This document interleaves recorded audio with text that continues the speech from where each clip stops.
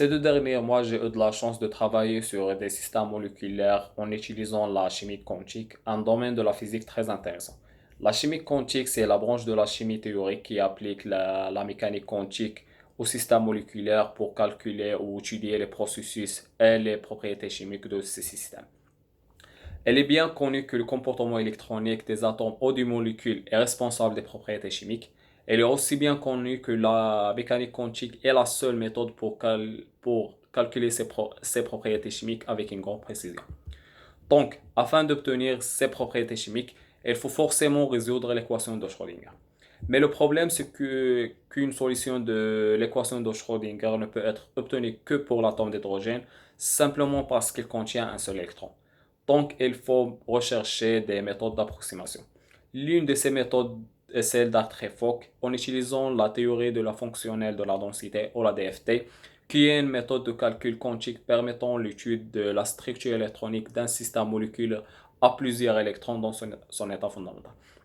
La DFT nous permet de calculer des paramètres très importants comme l'énergie potentielle électronique ou bien le zero point energy, qui représente la plus faible énergie possible qu'un système quantique puisse avoir.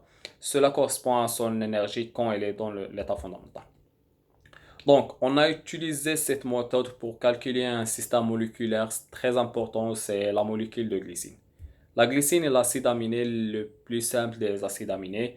Elle est la brique pour fabriquer les protéines, et les protéines fabriquent l'ADN, donc les cellules vivantes. C'est pour ça qu'on peut dire que la glycine est indispensable pour la vie sur Terre. En plus, cette molécule pourrait répondre à l'une des questions les plus fondamentales de la science, c'est l'origine de la vie sur Terre. En 2009, NASA a confirmé la présence de glycine dans l'espace en analysant des échantillons qui avaient été prélevés en 2004 d'un comète.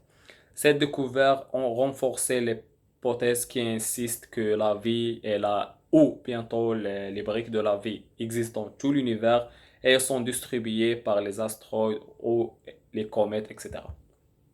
La glycine qui a été découverte dans l'espace est sous forme des agrégats ou de dimères de glycine protonée. C'est pour ça que je me suis intéressé dans ce stage de comparer la structure et les propriétés chimiques de glycine protonée quand elle est seule et quand elle est dans le dimère.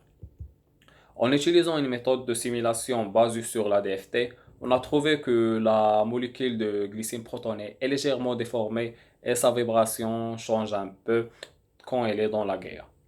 Avec tous ces changements, la molécule sera capable de polymériser pour former une molécule plus grosse, ou plus précisément pour former des protéines qui sont les briques de la vie.